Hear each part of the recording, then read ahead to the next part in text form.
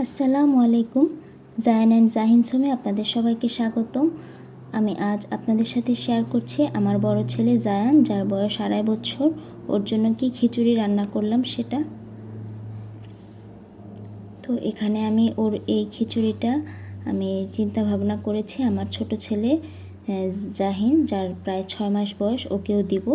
সেই জন্য আজ আমি জায়ানের জন্য খিচুড়িতে মাছ বা মুরগি কোনো কিছু দিব না, শুধু একদম অল্প সবজি দিয়ে আর শুধু হলুদের গুঁড়া আর জিরার গুঁড়া, টমেটো কুচি, কাঁচা পেঁপে, সামান্য রসুন বাটা আর মুগ ডাল, যেটা আমি সামান্য পরিমাণে নিয়েছি এবং এটা আমি আধা ঘন্টা আগে ভিজিয়ে রেখেছিলাম, তারপরে ধুয়ে নিয়েছি। তো এগুলো সব আমি একসাথে মেখে 1 টেবিল চামচ ঘি দিয়ে এবং অনেকগুলো পানি দিয়ে চুলায় সিদ্ধ বসিয়ে দিয়েছি। তো এই যে দেখেন হয়ে আসলে সেটাকে আমি একদম ভালো করে ডাল ঘুটনি দিয়ে ঘুটে জায়ানের জন্য, মানে বড় ছেলের জন্য নিয়ে নিয়েছি। সাথে 1 টুকরো চিজ নিয়ে নিয়েছি, খেতে ভালো লাগবে।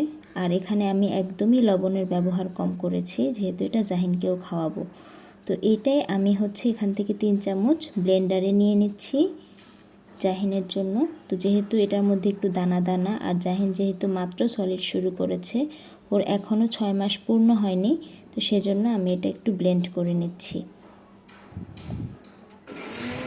তো আমি সাধারণত বাচ্চাদেরকে প্রেফার করি 6 মাসের পর থেকে খিচুড়ি দেওয়ার, কিন্তু মনে হলো জাহিন একটু খেতে চাচ্ছে জায়ানকে দেখে, তাই আমি ভাবলাম যে ওকেও একটু দেওয়া যাবে এভাবে যদি একটু আমি ব্লেন্ড করে নিই। তো ব্লেন্ড করা শেষে যেহেতু খিচুড়িটা ঠান্ডা হয়ে গেছে, সেজন্য আমি একটু সামান্য চুলায় নেড়ে চেড়ে নিব।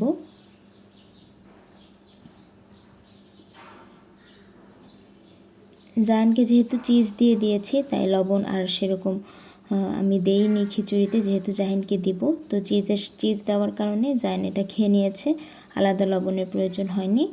আর জাহিনকে তো লবণ ছাড়াই খাওয়ানো যাবে। তো এই যে দেখেন এটা আমি ব্লেন্ড করার পরে কীরকম হয়েছে। তো আসলে ছোট বাচ্চারা শুরুতে সেরকম খায় না, একদম সলিড শুরু করার পরে 1-2 চামচ যতটুকু খায় চাহিদা অনুযায়ী দিতে হয়, আস্তে আস্তে পরিমাণ বাড়াতে হয়। তো ও যদি নাও খায় তারপরও আমার কোনো আফসোস নেই, কারণ মাত্র তো সলিড শুরু করলাম, আস্তে আস্তে খাবে, অভ্যাসটা করানো শুধুমাত্র। এই যে দেখেন এরকম হলো এখন ব্লেন্ড করার পরে। তো এইটা আমি জাহিনকে দিব।